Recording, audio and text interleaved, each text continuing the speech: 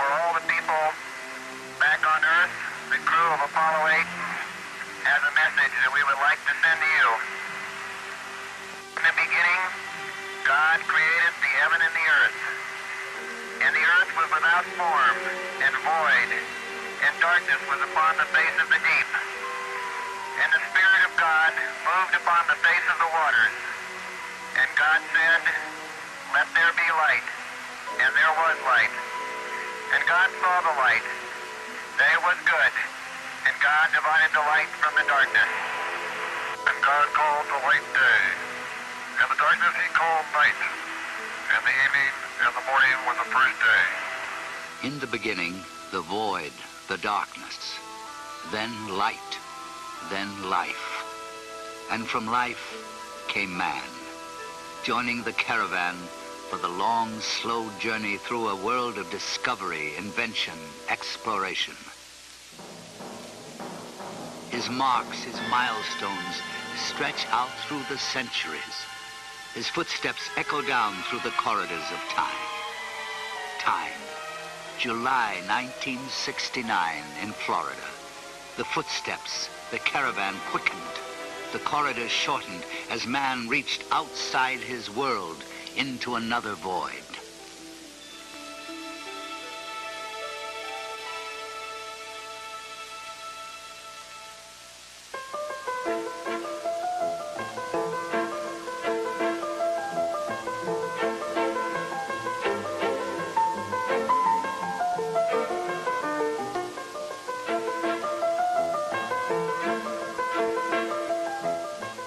Today in Florida, they go about their lives, taking only a sideways glance at the reminders of that milestone. Reminders, images that vaguely jog our memory.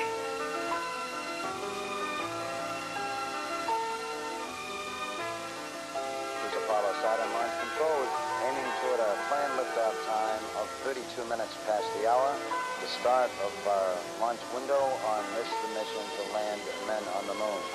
The countdown still proceeding very satisfactorily at this time. Time, it plays tricks on us. It smudges and blurs the sharp edges of reality. But we turn the trick and summon up our own reality, images, sounds, to help us remember. During the powered flight. The batteries all look good. The next time we go internal will be at the 50-second mark with those batteries, and they will remain, of course, on internal power during the flight. The lunar module, which has been rather inactive during these latter phases of the count, also is going on internal power at this time on the 2 batteries in the ascent stage and the 4 batteries at the descent stage. They came 1 million of them to this place, drawn by the magnet of history in the making. The astronauts, the prime crew, were awakened at 4:15 a.m. Eastern Daylight and proceeded to have a physical examination in which they were declared flight ready. They sat down for the normal astronaut fare on launch day. As far as breakfast is concerned, orange juice, steak, scrambled eggs, toast, and coffee. The target for the Apollo 11 astronauts, the moon, at liftoff will be at a distance of 218,096 miles away. The astronauts departed from their crew quarters after checking out their suits. They departed from the crew quarters at 6:27 a.m. and some 27 minutes later, 8 miles away from the crew quarters at the Kennedy Space Center, atop the launch pad at Complex 39, 6:54 a.m., the commander, astronaut Neil Armstrong, was the first to board the spacecraft. He was followed about 5 minutes later by Mike Collins, and finally Buzz Aldrin, the man who's sitting in the middle seat during liftoff, was the 3rd astronaut to come aboard. The weather is certainly go. It's a beautiful morning for a launch to the moon. We expect a temperature of about 85 degrees in the Kennedy Space Center area. We're still go on Apollo 11 at this time. T-minus 25 seconds. 20 seconds and counting. T-minus 15 seconds. Guidance is internal. 12, 11, 10, 9. Ignition sequence starts. 6, 5, 4, 3, 2, 1, 0. All engine running. Liftoff. We have a liftoff. 32 minutes past the hour. Liftoff on Apollo 11. Tower cleared.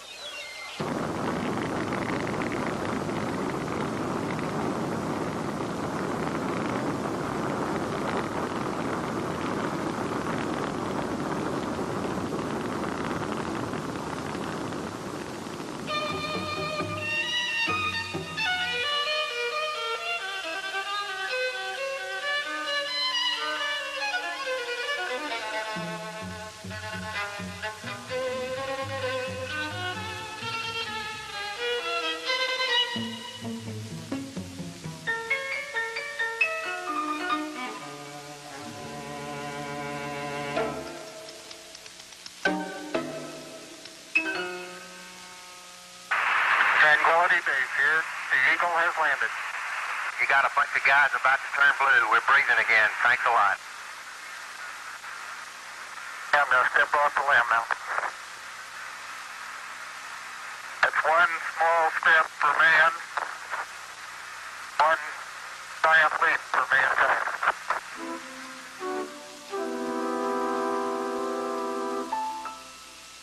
Apollo 11, Armstrong, Aldrin, and Collins. They and millions of others reached out and, in their own way, touched another planet.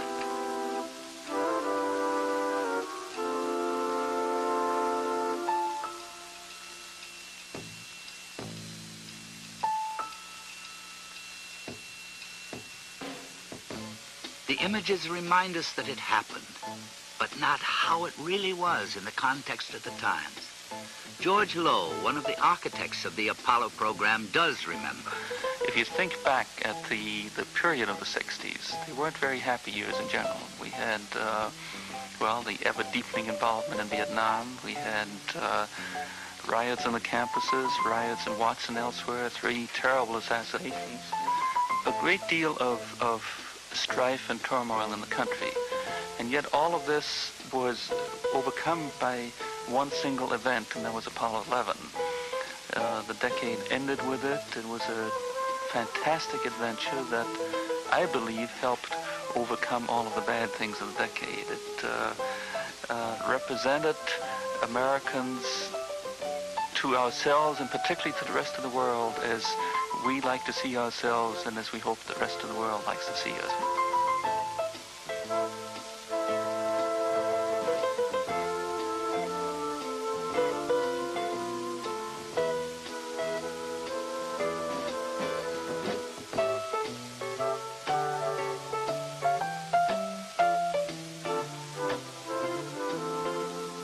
The equipment of Apollo, some of it is now in museums, artifacts from an age of discovery. These strange-looking objects, they're there as reminders that after all, it did happen, and it happened the way we remember.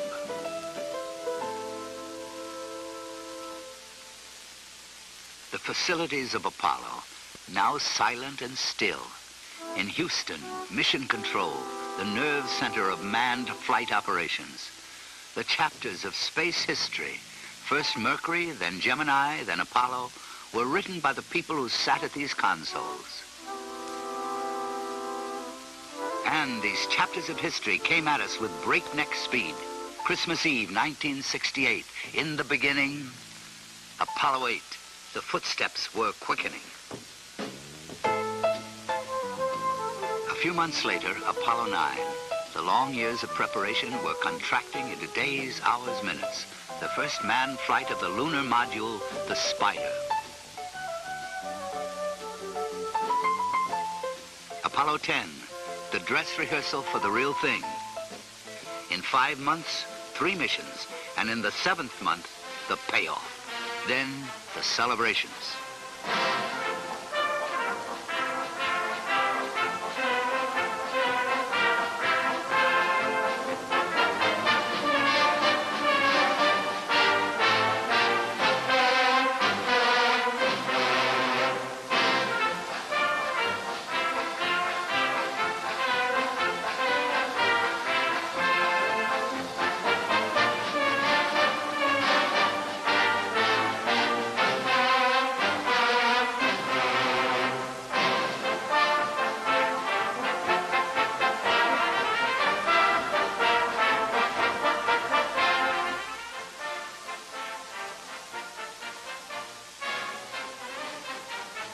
The images and the sounds fade in our memories, but some things we can't forget.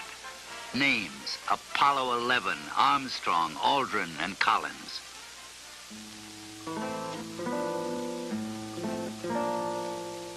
Other names: Grissom, White, and Chaffee. They remind us that it wasn't all success and celebration. There was failure and tragedy. Early in 1967, the 3 crawled into the command module at Cape Kennedy for a test. There was a flash fire. All 3 died. After the shock came the long, painful job of picking up the pieces, learning the lessons, coming together for a common goal. The remains of the launch structure stand as a reminder that the goal was reached.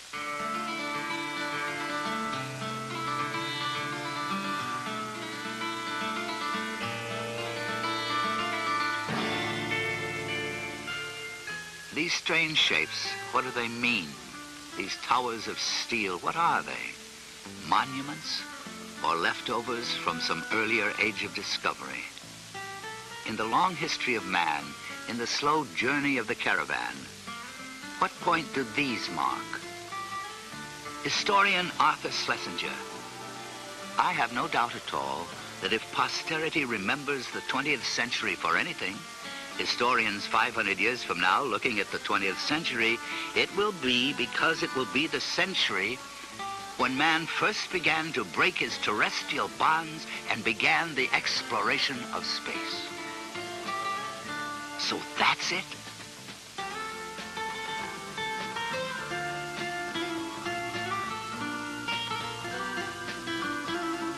As man learned, moved on, and discarded the earlier structures, he came to these. They're marked for further milestones, reserved for future missions, other reaches to other different voids.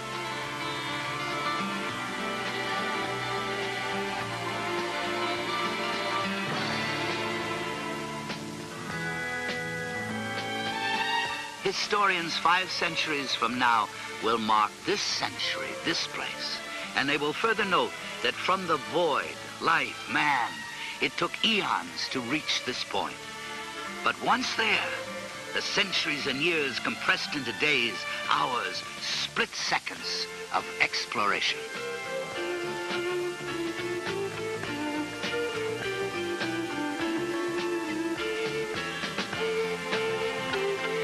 The wheel, the engine, the airplane, they came slowly at first, then with increasing velocity. And then this, so huge, so powerful, so different that no ordinary modern name would suffice. They reached backward through antiquity to Roman mythology, and they named it Saturn. Saturn. His father was heaven, his mother earth.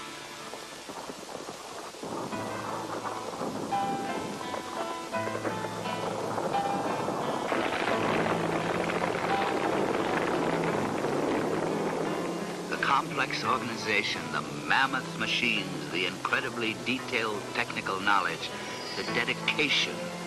It was all harnessed, sharpened to a fine edge, and focused. The program developed and matured. Apollo 17 was launched at night, and even the old hands, the hardened veterans of the space program, couldn't help but feel the awe, and wonder, and excitement. In the excitement of the split second of exploration, man doesn't stop to freeze the moment in history, to look at it and ask what it means. He simply lives it out. But in the Apollo program, on their way to the moon, they found a way to live out their strange moments in those strange spacecraft. It may be the peculiar nature of Americans to make history and to have fun in the making.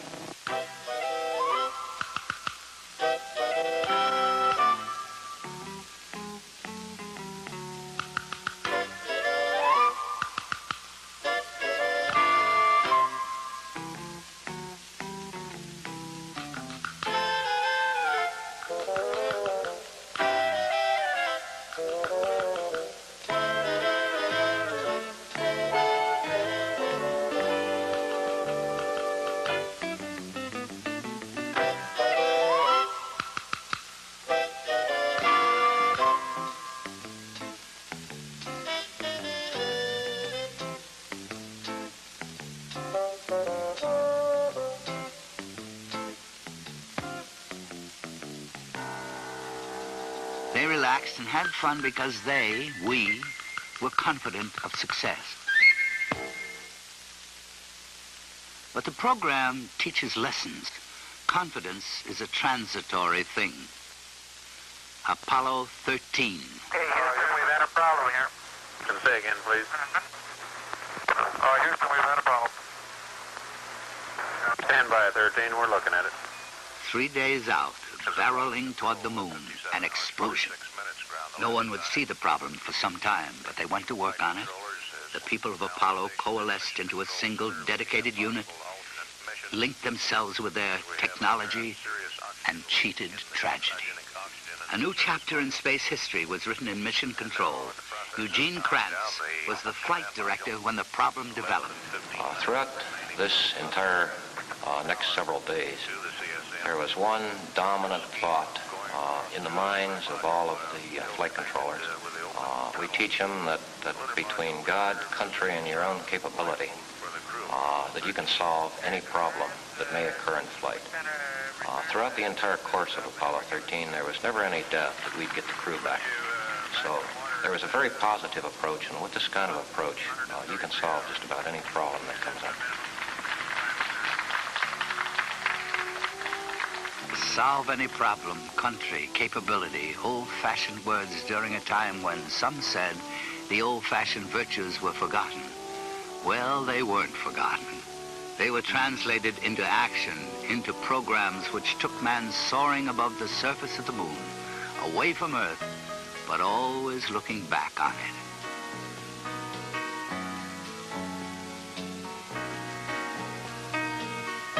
These divided thoughts, the moon, the Earth, run through the Apollo program a sort of theme.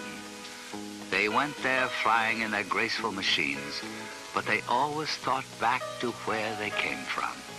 Perhaps that's natural.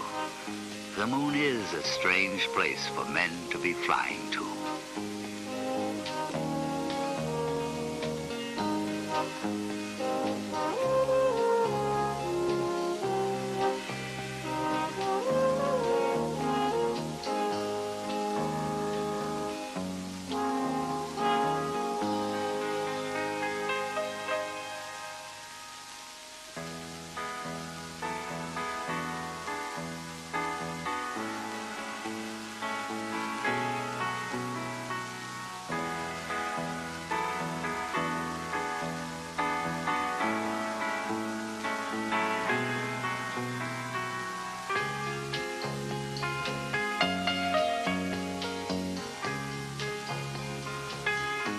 If it's strange for men, for mankind, it's stranger still for the individual man. Harrison Schmitt, Dr. Harrison Schmitt, a geologist, he touched the moon and remembers how it was when Apollo 17 was making its descent, the last flight to the moon, the last time that man walked on its surface. Schmitt remembers how it was. One's first feelings are a mixture, a very complex mixture of humility, excitement because of something you had planned to do was being accomplished, but of a great attention to detail, to the detail that you had thought about and learned about for so many years prior to the actual event. That detail keeps you occupied with where your hands are and where your feet are, which rung they might be. You try to remember, well, am I at the bottom of the rung? And then as one moves away and tests his way on the surface of the moon and looks around, and in my case, looked around a very magnificent valley, you see a rolling, hilly country that is interspersed with some blocky fields of rocks that you know because you've studied the photographs, and you saw them as you descended surround large craters that have been formed in that rolling countryside. These rolling dark hills merge in the distance a few kilometers away with the very smooth but very bright colored slopes of the massifs. And they rise with a majesty to rocky tops that are almost beyond description because there's nothing like it that we have seen on Earth.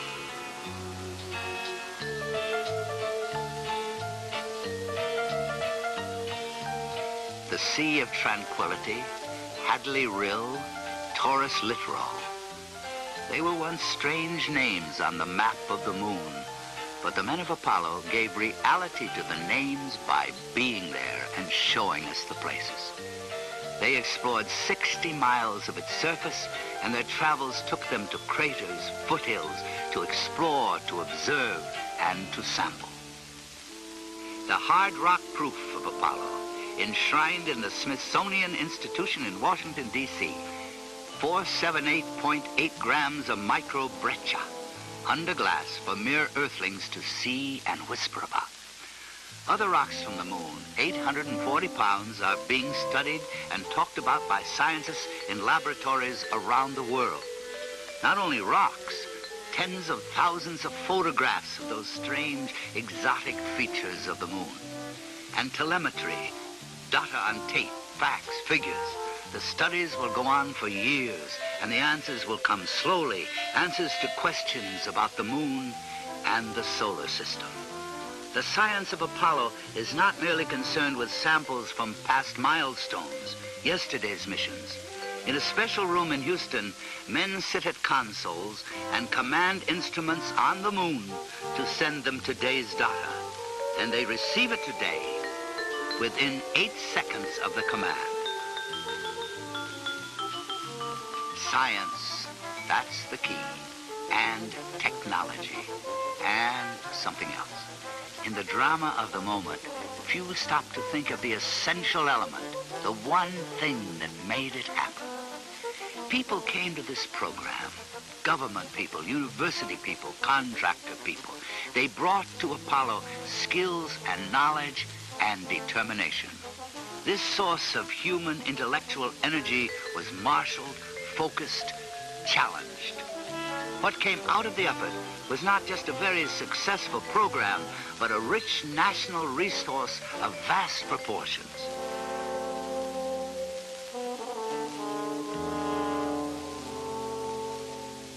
Crystals from the moon, the symbols of the science of Apollo. Behind it, causing it, was the spirit of Apollo. I was strolling on the moon one day in a merry, merry month of December. Now, May's the month. May, that's right. May is the year of the month. When, much to my surprise, a pair of bunny eyes. That's the truth. You do that in West Texas and you get a... We saw something of this spirit. We shared in the adventure, the excitement, the euphoria of being there. We shared it with the men who bounced across the surface of the moon. Look at the size of that biggie. It is a biggie, isn't it? And the surprise of discovery. We were there too, all of us, watching, vicarious explorers. On for the big boulder. Okay, we're headed that way. You get the tongs, John? Yep. I'll carry the rake. Look at the size of that rock. Can't believe it. I can't either. Okay, let's go on back. I am. And the meaning, the significance of an occasion. That too came to us, flashed into our living rooms on our 19-inch window on the universe. Countries throughout the world. We hope that this will be a symbol of what our feelings are, what the feelings of the Apollo program are, and a symbol of mankind that we can live in peace and harmony in the future.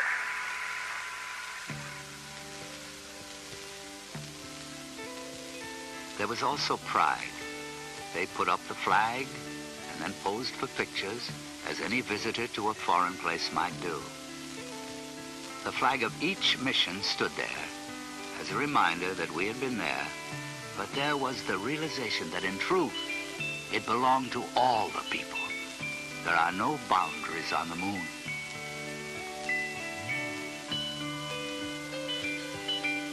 The focus was the moon. That's what it was all about. But by reaching up there, we, in a sense, came back here. As one stands and scans a 360-degree panorama of his own, one of the first objects in the dark lunar sky that you see is a bright and beautiful bluish globe that we call Earth. This globe represented to all of us, I think, not only home, but a very fragile place that we have come back and felt that needed not only protection but understanding.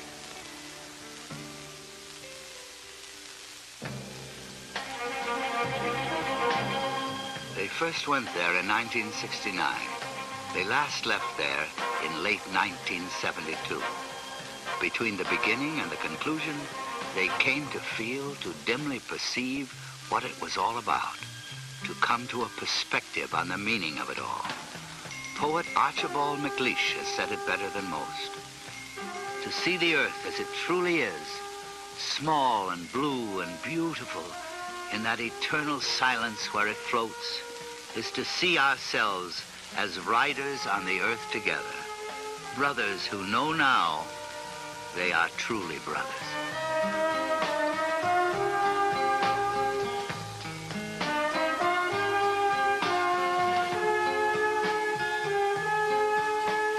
The excitement of the mission, the tension and drama of the splashdown, they remain only in our memories.